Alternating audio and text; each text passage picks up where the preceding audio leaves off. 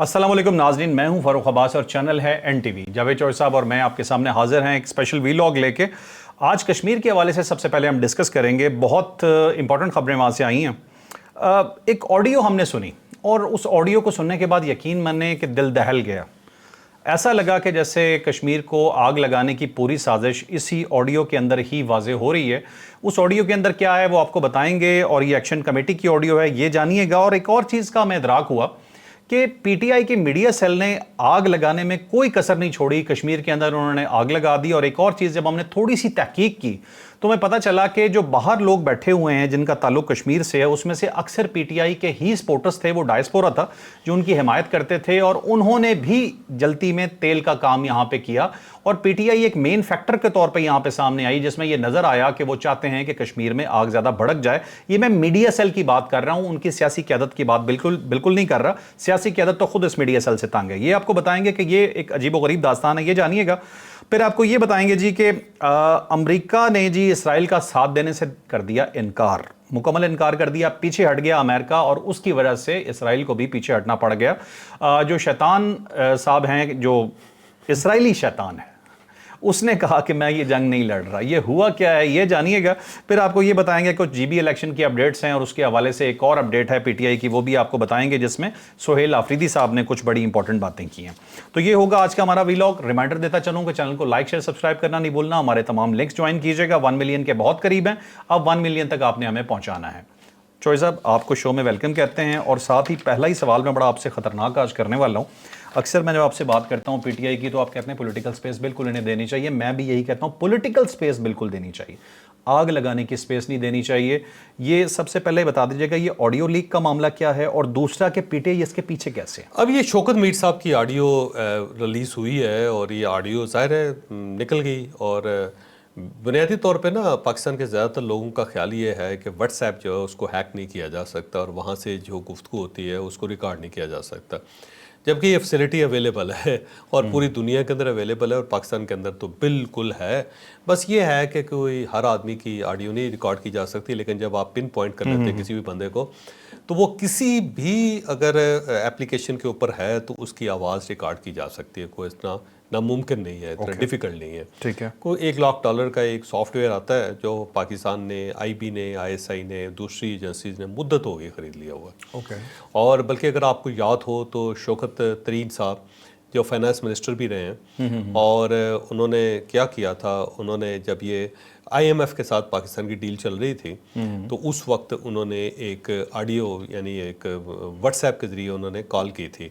एक तो पंजाब के अंदर उस वक्त पाकिस्तान तहरीक इंसाफ की गवर्नमेंट थी, उनके जो वज़ीर ख़जाना को बताया जा रहा था। फिर खैबर पख्तूनख्वा के अंदर भी इनकी गवर्नमेंट थी। तो शौकत तरीन साहब ने क्या कहा उनको कि जी आप IMF अगर आपसे पूछे तो आपने इनकार कर देना, उनको ख़त लिख दें कि आप पाकिस्तान को कर्जा ना दें, ऐसे ही। और वो लीक होगी बाद में। लीक कैसे हुई कि प्रॉपर रिकॉर्ड हुई, और उस वक्त पाकिस्तान तहरीक इंसाफ को पता चला कि ये तो हमारे WhatsApp जो है वो भी सेफ़ नहीं है। तो उस वक्त ये पता चल गया। उससे पहले क्योंकि स्टेट ने छुपा के रखा हुआ था कि हमारे पास ये टेक्नोलॉजी है, लेकिन उस वक्त उनकी मजबूरी बन गई, उन्होंने एक्सपोज करना था। उसके बाद तो बहरहाल धड़ाधड़ ऑडियोज़ निकली, कई बंदों की, बड़े बड़े मशहूर लोगों की निकले, और वो WhatsApp के ऊपर गुफ्तगू करते थे उसको बड़ा सेफ समझ के। बल्कि मज़ीद एप्लीकेशंस हैं उनके ऊपर भी वो कर लेते, समझते हैं लो जी काम हमारा हो गया। तो सेम इसी तरह शौकत मीर और इनके जो एक दूसरे साथी इमरान, मेरा ख्याल है उनका नाम है, और उन दोनों के दरमियान कन्वर्सेशन चल रही है। और इमरान उनको बता रहा है कि ख्वाजा मेहरान वो उनको बता रहा है कि भाई अगर ये रावला कोट के अंदर लड़ाई नहीं होती, वहाँ पर आग नहीं लगती, वहाँ पर कत्ल गारतगरी नहीं होती, वहाँ पर जो एजेंसीज बैठी हुई हैं, वहाँ पे जो फोर्सेस बैठी हुई उनके ऊपर अटैक नहीं होता, तो आप ये भूल जाओ कि मुजफ्फराबाद के अंदर कुछ चीज़ हो सकेगी, या मीरपुर के अंदर कुछ और चीज़ हो सकेगी, या फलां ज़िले के अंदर कुछ हो सकेगा। तो वो उसको परवो कर रहा है कि आपने वहाँ पे हालात को ख़राब करना है, इतना ख़राब करना है कि वहाँ से आग चल के दूसरे शहरों तक पहुँच जाए। अब ये ज़ाहिर रिकॉर्ड हुआ, और फिर उसके बाद उसका कुछ पोर्शन जो है वो रिलीज़ कर दिया गया। इसकी बाकी भी इस टाइप की कम्युनिकेशन है, कन्वर्सेशन है, जिसको अभी रिलीज़ नहीं किया गया, और अगर ये मामला आगे बढ़ता है तो वो भी रिलीज़ कर दिया जाएगा। उससे फिर ये सारे लोग एक्सपोज हो जाएंगे। तो ये चाहते थे कि एक लाश गिरे اور ہو سکتا ہے اس لاش کا بندوبست انہوں نے خود کر لیا ہو، کیونکہ میرا نہیں خیال کہ گورنمنٹ اتنی پاگل ہو گئی، بیوقوف ہو گئی کہ وہ ان کو پہلے سے ہی لاش پرووائڈ کر دے، اور وہ بھی ابھی معاملہ چلا نہیں تو اس سے پہلے ہی آڈیو میں یہ بات کی گئی ہے کہ جہاں ڈیڈ باڈی ہے وہاں پہ یہ کام زیادہ ہوگا، اور راولہ کوٹ کے اندر کر دو سب کچھ جو ہے نا، وہاں پہ ہنگامہ برپا کر دو، تبھی میرپور اور یہ مظفر آباد میں آئے گا۔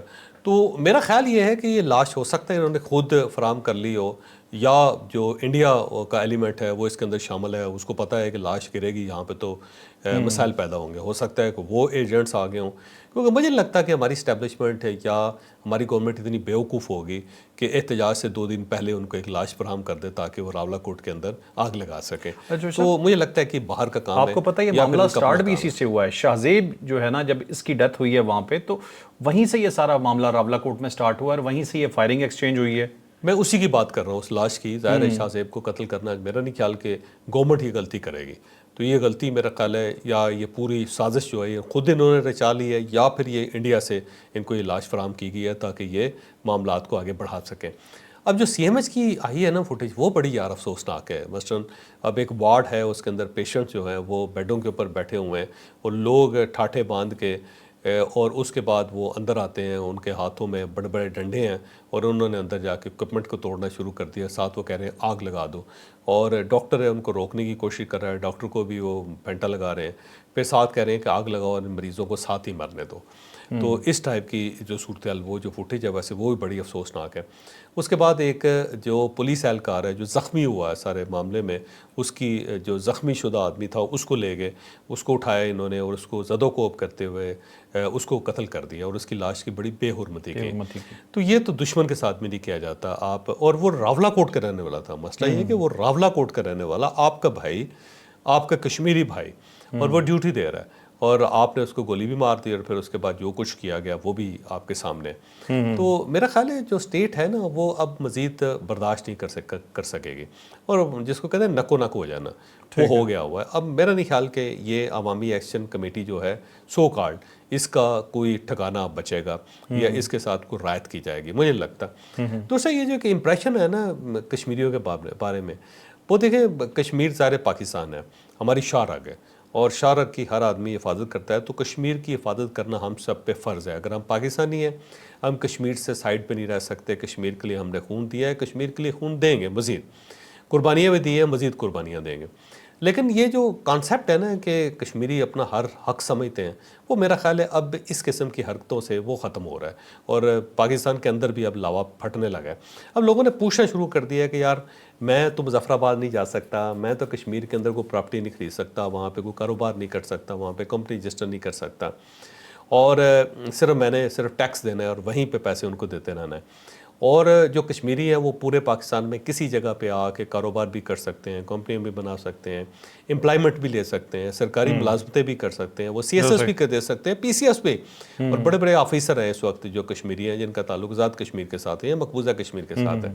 ان کے اوپر کوئی قدغن نہیں، پاکستان کے کسی حصے میں آباد رہ سکتے ہیں، اور کسی جگہ آباد رہ کے ووٹ دے کے وہ اپنے ایم ایل اے بھی بن سکتے ہیں، وزیر بھی بن سکتے ہیں۔ اچھا صاحب، کشمیر کے اندر جس کے پاس ڈومیسائل نہیں ہے کشمیر کا، وہ وہاں پہ پراپرٹی لے ہی نہیں سکتا، وہ یعنی کہ پاکستان کا کوئی شہری نہیں لے سکتا وہاں، لیکن کشمیر کا کوئی بھی شہری پاکستان میں کچھ بھی کسی بھی حصے میں کسی جگہ کچھ بھی کر سکتا ہے۔ ٹھیک ہے، تو جبکہ یہاں سے بندہ جا کے وہاں پہ تو اپنا بینک اکاؤنٹ نکلوا سکتا، کیونکہ وہ ہے ہی نہیں، وہ ریاستی بندہ نہیں ہے، غیر ریاستی ہے۔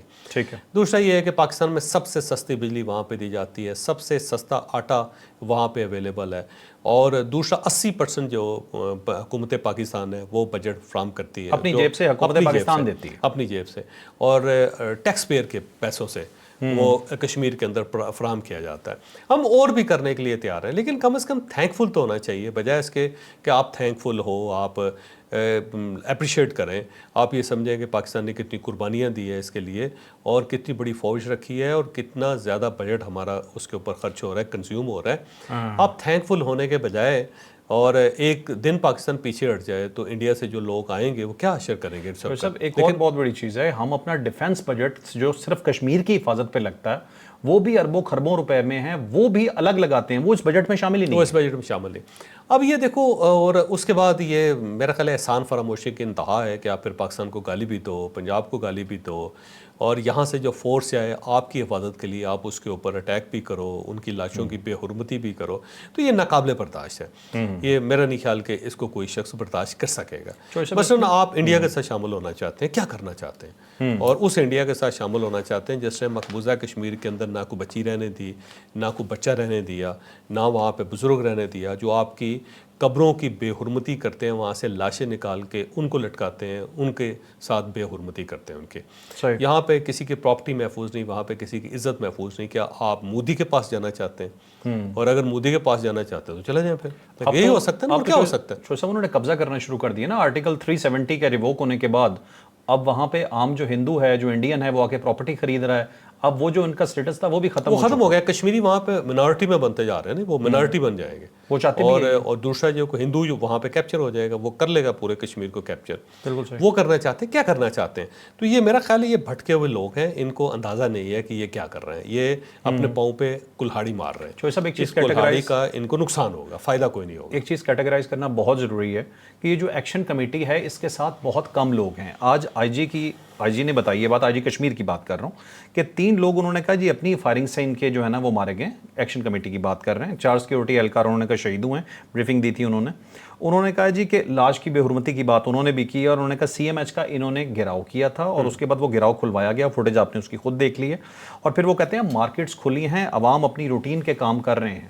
تو کشمیر کی 99% عوام ہے وہ تو ان کے ساتھ آئی ہی نہیں ہے. یہ تو پرابلم وہی ہے کہ چھوٹا سا جتھا باہر آتا ہے، آ کے ہنگامہ رائی کرتا ہے اور نام پورے کشمیر پہ لگ جاتا ہے. یہی مسئلہ ہے نا، یہ مسئلہ. اور دوسرا اس کو گیئر کیا جا رہا ہے باہر سے اس کو بہت زیادہ سپورٹ کیا جا رہا ہے. اور پاکستان تحریک انصاف کے بھٹکے ہوئے لوگ جو باہر بیٹھے ہوئے ہیں، وہ یہ سمجھ نہیں آتی کہ وہ اپنے آپ کو پاکستانی کیوں کہتے ہیں. پھر اگر آپ کو پاکستان سے اتنی نفرت ہے تو آپ پھر پاکستانی کہلانا یا پاکستانی کہنا بند کر دیں. آپ جس گورنمنٹ میں بیٹھے ہوئے ہیں آپ اس کے شہری بن جائیں. آپ بیلجیم کے ہیں تو بیلجیم کے سٹیزن بن جائیں. آپ نیدرلینڈ کے تو نیدرلینڈ کے سٹیزن بن جائیں.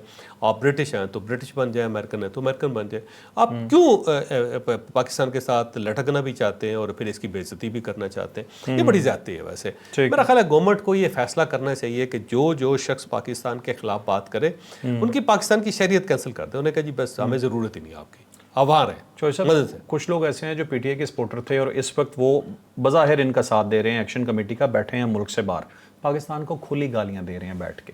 اب وہ بغض پی ٹی آئی والا بھی نکل رہا ہے، جو میڈیا سیل کی بات کر رہا ہوں اگین میں، ناٹ پولیٹیکل پارٹی سے ہمارا کوئی پرابلم نہ کبھی ہے نہ کبھی ہو سکتا ہے. ہمارا کام ہے. پولیٹیکل پارٹی ویسے خود بھی تنگ ہے ان سے، بہت تنگ ہے. وہ انہوں نے ہائی جیک کیا ہوا. اچھا صاحب، یہ جو ڈیم بنا تھا کشمیر میں، اس ڈیم کی جو زمین لی گئی تھی کشمیریوں سے، اس کے عوض سارے کشمیریوں کو، میرپور کی بات کر رہا ہوں، پاکستان میں پلاٹ دیے گئے. منگلا ڈیم جو ہے پلاٹ دیے گئے پاکستان میں ساروں کو، بڑی زمینیں دی گئیں اور وہاں پہ آج بھی کشمیری آباد ہے. اور دوسرا کمپنسیشن دی گئی بہت سارے لوگوں کو. اور کوئی ایسا بندہ ملک سے باہر بھی سیٹل کروایا گیا. ملک سے باہر بھی سیٹل کیا. میرپور کے بہت سارے لوگ ملک سے باہر گئے ہیں، انگلینڈ گئے ہیں، امریکہ گئے ہیں، اور انہوں نے وہاں پہ اسائلم لیا ہے. اور یہ بتایا کہ ہم ڈسپلیس ہو گئے ہیں میرپور سے. اور اس وقت جو میرپوری بیٹھے ہوئے ہیں بہت انگلینڈ کے اندر آپ چلے جائیں، اور پھر میجارٹی وہی ہے جو اس دور میں یہاں سے نکلی.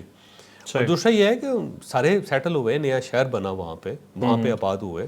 اور دوسرا اس ڈیم کا فائدہ ان کو خود بھی ہو رہا ہے. کیا نقصان ہوا ہے ان کا؟ کچھ بھی نہیں. اچھا چوہے صاحب، شوکت میر صاحب جو اس وقت بیسکلی آگے ہیں اور یہ سارا کام کر رہے ہیں کمیٹی کا، یہ بھی پہلے پی ٹی آئی میں تھے، ان کے عہدیدار رہ چکے ہیں. نہ کرے یار. جی کیسے کونسلر تھے پی ٹی آئی کے؟ اچھا جی، پی ٹی آئی کی طرف سے رہ چکے ہیں وہاں پہ. ویسے تو ہر آدمی کو حق ہے کسی بھی پارٹی کے اندر رہ سکتا ہے، کیا مسئلہ ہے؟ میں آپ کو صرف بیک گراؤنڈ بتا رہا ہوں کہ پیچھے سے سوچ کہاں سے آ رہی ہے. جو انہیں بھڑکانے والے لوگ ہیں، ٹھیک ہے، وہ کون لوگ ہیں جو اس عوام کو باہر لانے کی کوشش؟ میرا خیال ہے ان لوگوں کو تھوڑا سا سوچنا پڑے گا، کیونکہ یہ لاشیں حاصل کرنے کے لیے اپنے لوگوں کو ہی قتل کر کے ان کی لاشیں اٹھا کے پھرتے رہیں گے مارکیٹ کے اندر کہ دیکھیں ہمارا بندہ مر گیا ہے، اور متھا کسی اور کے لگا دیں گے. کیونکہ یہ بیسکلی تو انڈین بیسڈ ہے سارا. انڈیا ایک پروپیگنڈا کرنا چاہتا تھا، وہی ثابت کرنا چاہتا تھا کہ اگر مقبوضہ کشمیر کے حالات خراب ہیں تو آپ آزاد کشمیر کے حالات بھی دیکھ لیں. بالکل. تو ایک وہ آپ یہ سمجھیں کہ ایک بلی کے گلے میں گھنٹی باندھنا چاہتا تھا، اور کشمیریوں نے اپنے گلے میں گھنٹی باندھ کے ثابت کر دیا ہے کہ ہم بڑے بیوقوف ہیں، جبکہ ایسا نہیں ہونا چاہیے یار. بالکل ٹھیک ہے. چو صاحب انہی کا ایجنڈا پورا ہوا نا، وہی خوش ہو رہے ہوں گے نا. کیا کہہ سکتے ہیں؟ اپنے لوگوں کو قتل کر دینا یار، اپنے لوگوں کی لاشیں، اپنے شہر بند کر دینا، اپنے روزگار کے اوپر کلہاڑی چلا دینا، اس سے بڑی بیوقوفی کیا ہوگی؟ بالکل صحیح ہے. اب یہ تو عام کشمیری کو یہ چیز سمجھنی چاہیے. بہت ہیوی پروپیگنڈا ہو رہا ہے چوہے صاحب، بہت ہیوی. اس وقت پورا سوشل میڈیا بھرا ہوا ہے. مجھے کیوں پی ٹی آئی کے سوشل میڈیا ونگ پہ غصہ آتا ہے، یہ مسلسل اس میں آگ لگا رہے ہیں، تیل ڈال رہے ہیں. لوگ کہتے ہیں کہ انہیں اگنور کریں، ان کی بات ہی نہ کریں، لیکن پرابلم کیا ہے؟ آپ یہ کہنا کہ میٹر نہیں کرتا، میٹر کرتا ہے. جب کوئی نوجوانوں کے ذہنوں میں زہر بھر رہا ہے نا پاکستان کے خلاف، تو ہمارے لیے میٹر کرتا ہے. صحیح بات. اچھا، یہ جو ایک بہت بڑا مکالمہ چل رہا ہے نا پاکستان کے اندر بڑی مدت سے، کہ گورنمنٹ جو ہے وہ اسے فیسلٹیز فراہم کرنی چاہیے، اسے لوگوں کو غربت سے نکالنا چاہیے. بھائی غربت سے بندہ خود نکلتا ہے. کوئی دنیا کی گورنمنٹ کسی غریب کو امیر نہیں بنا سکتے. وہ آپ نے خود کام کرنا ہوتا ہے، تب آپ امیر بنتے ہیں. جن جن شہروں کے اندر یہ جتھے بنے ہوئے ہیں، یا آپ ہتھوڑیاں لے کے یا تلواریں لے کے یا ڈنڈے لے کے پھر رہے ہیں، اسی شہر کے اندر لوگ ہوں گے جو ارب پتی ہوں گے، کھرب پتی ہوں گے. وہ اسی شہر کے اندر کیسے کھرب پتی بن گئے، ارب پتی کیسے بن گئے؟ بس اس کے اندر کوئی انہوں نے کام کیا نا، چراغ ہوگا کوئی، کام کیا نا انہوں نے. آپ صرف اسی ماڈل کو ریپلیکیٹ کر لیں، جو آپ کا ہمسایہ ہے جو وہ کر رہا ہے، آپ وہی کرنا شروع کر دیں. لیکن جو نہیں کر رہا وہ آگے سے یہ کہے گا اس کے پاس یا تو چراغ ہے، ٹھیک ہے، یا یہ کرپٹ ہے. کرپٹ ہے. وہ پاکستان کے اندر اگر آپ امیر ہو گئے، کامیاب ہو گئے، تو آپ کرپٹ ہے. آپ پھر کسی اور کے ساتھ ملے ہوئے ہیں، یا پھر آپ کو یہودیوں نے امیر بنا دیا، یا کوئی امریکن سازش ہے جس نے آپ کو پیسے دے دیے، ڈالر دے دیے، اور آپ کامیاب ہو گئے. اور جو باقی پیچھے رہ گئے وہ کہتے ہیں ہم بڑے ایماندار ہیں، ہم بڑے کھرے ہیں، اور کیونکہ ہم نے کام نہیں کیا، نہ کوئی کام سیکھا ہے، تو ہم بڑے سچے ہیں، ہم بڑے محب وطن آدمی ہیں. یہی مسئلہ ہے.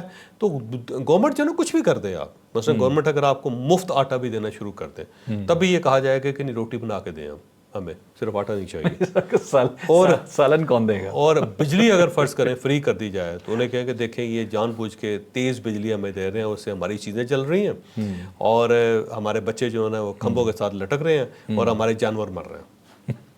خوش کسی صورت نہیں ہونا، جو نہیں ہوگا، جو آگے نہیں بڑھنا چاہتا اس کے ساتھ یہ حالات ہو گئے. چلیے صاحب نیکسٹ ٹاپک کے اوپر سوئچ کرتے ہیں.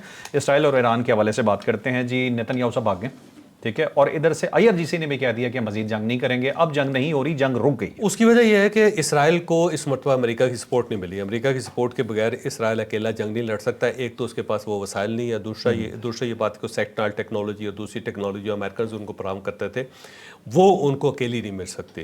دوسرا یہ ہے کہ ایک نفسیاتی بیماری بھی ہے اسرائیلیوں کے اندر. جب وہ اکیلے ہوتے ہیں تو بہت زیادہ خوف زدہ ہوتے ہیں، اور ان کو کوئی نہ کوئی سپورٹ چاہیے ہوتی ہے ہر وقت. بلکہ اگر آپ تھوڑا سا پیچھے چلے جائیں، موسیٰ علیہ السلام نے جب ان کو لے کے نکلے نا، اور جب جنگ کرنی پڑ گئی تو انہوں نے کہا نہیں جنگ آپ ہی کرو، جنگ ہم نہیں لڑیں گے. اس کی بنیادی وجہ یہ ہے کہ ان کو ایک سپورٹ چاہیے ہوتی ہے، اور جب تک سپورٹ نہ ہو تو یہ اکیلے نہیں لڑتے. اب امریکنز نے اس مرتبہ ان کو سپورٹ نہیں کی، کیونکہ اس سے پہلے ڈونلڈ ٹرمپ اس کو باز کر چکا تھا کہ رکو، لبنان کے اندر حرکتیں اس ٹائپ کی نہ کرو، یہ پیس ایگریمنٹ ٹوٹ جائے گا، جنگ بندی ختم ہو جائے گی اور بڑا مسئلہ بن جائے گا. اس نے اس کو پاگل بھی کہا، بیوقوف بھی کہا، لیکن اس نے پھر پاگل پن کا مظاہرہ کیا. یہ باز نہیں آیا، اس نے وہ اس کے حزب اللہ کے ٹھکانوں پہ حملہ کر دیا، اور اس کا ریئیکشن یہ ہوا کہ ایران نے حملہ کر دیا. لیکن یہ حملہ بڑا کیلکولیٹڈ تھا. ایران نے بھی صرف اسرائیل کے کچھ مقامات کے اوپر اٹیک کیا، اس نے پبلک کو ہٹ نہیں کیا. اور اس سائڈ سے اسرائیل جو ہے نا اس نے بھی صرف اسی ٹائپ کے پیٹروکیمیکل اور اس ٹائپ کی چیزیں جو اس کے اوپر اٹیک کیا. اس نے بھی پبلک ایسٹس جو ہیں ان کے اوپر اٹیک نہیں کیا. اس کو پتہ تھا کہ اگر ہو گیا تو جواب جو ہے نا بڑا خوفناک آئے گا. دوسرا ایران نے جو مشرق وسطیٰ کے ممالک ہیں ان کے اوپر اٹیک نہیں کیا. اس نے امریکہ کو بھی ہٹ نہیں کیا، اور اس کی وجہ یہ بنی کہ پھر امریکہ نے اس کو سپورٹ نہیں کیا اسرائیل کو. اور الٹیمیٹلی ڈونلڈ ٹرمپ نے پہلے ٹویٹ کی، پھر اس سے پہلے اس نے نیتن یاہو کو ٹیلی فون کیا، اور فون کر کے اس نے جنگ روکی، اور اس نے دھمکی دی اس کو کہ اگر تم باز نہ آئے تو میں تمہارے ساتھ جو سپورٹ ہے اس کو مکمل طور پہ ختم کر دوں گا. تو اس کے بعد نیتن یاہو جو ہے نا اس نے اعلان کر دیا کہ میں دوبارہ حملہ نہیں کروں گا. دوسری سائڈ پہ پاسداران نے بھی کہہ دیا کہ اب ہم حملہ نہیں کریں گے. جنگ بندی ہوگی ہوئی ہے، لیکن مجھے لگتا ہے کہ یہ جو جنگ بندی ہے اس کے اندر سے کوئی نہ کوئی خیر کا پہلو نکلے گا، کیونکہ امریکہ بھی انڈرسٹینڈ کر گیا ہے کہ اگر یہ ایگریمنٹ جلدی نہیں ہوتا کوئی بھی سپائلر آئے گا اور یہ سارا معاملہ جو ہے نا لپیٹ دیا جائے گا. تو مجھے لگتا ہے کہ اب یہ جنگ بندی کی طرف جائیں گے، بڑی تیزی سے جائیں گے. اب یہ درمیان کے اندر جو رکاوٹ تھی وہ ختم ہوگی. ایک خبر آ رہی ہے پاکستان نے پھر رول ادا کی ہے امیڈیٹلی اس جنگ کو رکوانے کے لیے کہ روکو نہیں تو سب ختم ہو جائے گا. سب ختم ہو جائے گا، اور پھر اب جنگ ہوئی تو اس کو روکنا اتنا آسان کام نہیں ہوگا. بالکل ٹھیک ہے، بالکل ٹھیک ہے. اچھا چوہے صاحب، اب ہم چلتے ہیں اپنے نیکسٹ ٹاپک کے اوپر. نیکسٹ ٹاپک ہے ہمارا GB کے حوالے سے. الیکشنز کے حوالے سے کچھ اپڈیٹس آپ نے پچھلے ویلاگ میں اپنی دے دی ہیں، وہ تھوڑی سی دوبارہ ریوائز کر دیجیے گا. اور دوسرا یہ کہ بیرسٹر گوہر نے کہا ہے جی کہ پری پول ریگنگ ہوئی ہے وہاں پہ. یہ پری پول ریگنگ کیا چیز ہے. اور سہیل آفریدی صاحب کہہ رہے ہیں جی کہ عمران خان سے گفتگو کی بات کر رہے ہیں اور پھر ان کی احسن اقبال صاحب سے ملاقات ہوئی ہے اور اب بجٹ کے معاملات طے ہو رہے ہیں, تو اس کے اوپر بھی انہوں نے کہا ہے جی کہ ناانصافی جاری رہی تو این ای سی میں شرکت مشکل ہے. اب مسئلہ یہ ہے کہ بنیادی طور پہ تو پاکستان پیپلز پارٹی وہاں پہ گورنمنٹ بنانا چاہتی ہے. اب پاکستان پیپلز پارٹی نے اس سے پہلے کشمیر کے اندر گورنمنٹ بنا لی, اب دوبارہ کشمیر کے اندر الیکشن ہونے ہیں. صحیح. اور ساتھ ساتھ گلگت بلتستان کے اندر پاکستان پیپلز پارٹی کی خواہش تھی کہ یہ چیف منسٹری ان کو ملنی چاہیے. صحیح. اور مجھے لگتا ہے کہ پاکستان مسلم لیگ نون نے یہ مطالبہ مان لیا. اب آزاد جو امیدوار ہیں وہ زیادہ تر ریاست کے پاس ہوں گے اور ریاست وہ بھی ان کو دے دے گی پاکستان پیپلز پارٹی کو, تو وہاں پہ ایک کولیشن گورنمنٹ بنے گی نون لیگ کی مدد سے. صحیح. آزاد مکمل 2/3 میجارٹی کے ساتھ میرا نہیں خیال کہ گورنمنٹ وہاں پہ بنا سکے گی پاکستان پیپلز پارٹی, کیونکہ اسٹیبلشمنٹ بھی اور ساتھ ساتھ پاکستان مسلم لیگ نون نہیں چاہتی کہ اپنے ہاتھ کاٹ کے بھی پاکستان پیپلز پارٹی کے حوالے کرتے. ٹھیک ہے. تو یہ وہاں پہ جو مطالبہ تھا ان کا پاکستان پیپلز پارٹی کو پورا ہو گیا, اور پورا ہونے کے بعد مجھے لگتا ہے کہ بجٹ جو ہے اس کے اندر جو رکاوٹ پاکستان پیپلز پارٹی نے ڈالی ہوئی تھی اس سے پیچھے ہٹ جائے گی. اب اس سے تھوڑا سا ایک خدشہ یہ ہے کہ کہیں ایسا نہ ہو کہ آزاد کشمیر کی گورنمنٹ جو ہے اگلی جو 27 جولائی کو الیکشن ہوں گے اس میں کہیں فارغ نہ ہو جائے. تو ان کو میرا خیال ہے ایک گارنٹی چاہیے, تو یہ گارنٹی دے دے گی, ریاست بھی دے دے گی, پاکستان مسلم لیگ نون بھی دے دے گی کہ وہاں پہ بھی کولیشن گورنمنٹ بن جائے گی اور وہاں پہ بھی وزیر اعظم آپ کا ہوگا. تو مجھے لگتا ہے کہ معاملہ جو ہے اس طرح سمیٹ دیا گیا ہے. باقی پاکستان تحریک انصاف ہے, پاکستان تحریک انصاف اس گیونگ صورتحال میں وہ یہ بھول جائے کہ اس کو کسی نہ کسی سائڈ سے ریلیف ملے گا. ہوگا اسی طرح جس طرح کے پی کے اندر الیکشن ہوا ہے, جس طرح گلگت بلتستان کے اندر الیکشن ہوا ہے, جس طرح کشمیر کے اندر الیکشن ہوا ہے, جس طرح پنجاب اور باقی صوبوں کے اندر الیکشن ہوا ہے, یہ بھی ویسا ہی ایک الیکشن ہے اور اس کے اندر بھی ریلیف بیرسٹر غور کہہ رہے ہیں 8 سیٹیں ہم کلیئر جیت رہے تھے لیکن پری پول ریگنگ ہوئی ہے. 8 ویسے میرا خیال ہے ان کو چاہیے تھا کہ 24 کی 24 بتا دیتے, کیا فرق پڑتا ہے اس سے. 8 سے تو گورنمنٹ ہی بنا سکتے وہ نا. تو میرا خیال ہے انہوں نے کم بتائی ہے, کیونکہ اس سے پہلے آپ سہیل آفریدی صاحب کو دیکھیں, وہ کہتے ہیں جی ہمارے پر 2/3 میجارٹی تھی وہاں پہ, سارے کے سارے ہمارے. الیکشن فیئر ہوا ہے جی بی کا بالکل. پاکستان جیسے ملکوں کے اندر کوئی الیکشن فیئر نہیں ہوتے, لیکن اس دفعہ ویسے کوئی ریگنگ کا الزام ایسا چایا نہیں ہے کہ پولنگ میں کوئی ریگنگ ہوئی. ہاں نہیں, وہ کہتے ہیں تھوڑا سا ڈیلے ہوا ہے فارم 45, لیکن الٹیمیٹلی فارم 45 مل گیا تھا. بالکل ٹھیک. اور پی ٹی آئی صرف وہ کمپلین کر رہی ہے کہ جی ہمیں موقع نہیں دیا گیا اور ہمارے امیدوار جیتے ہوئے تھے ان کو ہرا دیا گیا, ہمیں فارم 45 پورے نہیں ملے. پاکستان تحریک انصاف نے یہ کہنا تھا 24 کی 24 سے اگر سیٹیں بھی مل جاتی, پھر بھی انہوں نے کہنا تھا کہ اگر یہ 70 سیٹیں ہوتی تو ہم 70 پہ جیت جاتے. ٹھیک ہے. سہیل آفریدی صاحب عمران خان کی ملاقات کو جو لنک کر رہے ہیں بجٹ کے ساتھ, کہ ملاقات بھی کروائیں, ملاقات ہو پائے گی نہیں ہو پائے گی اور بجٹ میں ساتھ دیں گے؟ مجھے لگتا ہے ہو جائے گی ملاقات ہو جائے گی اور بجٹ میں بھی ساتھ دے دیں گے. بجٹ میں ان کو ساتھ دینا پڑے گا. ٹھیک ہے. LFC وارڈ وغیرہ باقی سب چیزیں. آپ کو یاد ہے جو صاحب 26 نومبر کے بعد ایک الزام لگایا گیا تھا کہ سینکڑوں لوگ شہید ہو گئے, خدا نہ خواستہ پاکستانی تھے, ہم کس طرح ہم تو سوچ بھی نہیں سکتے تھے. سیم کام اب ہو رہا ہے راولاکوٹ میں اور کشمیر میں, کہا جا رہا ہے سینکڑوں لوگ شہید ہو گئے. وہ ایک بندے نے مجھے اس کا میسج آیا, اس نے کہا 300 بندہ مر گیا. میں کہا خدا خوفی کر گیا, 300 بندہ جنگ میں نہیں مرتا.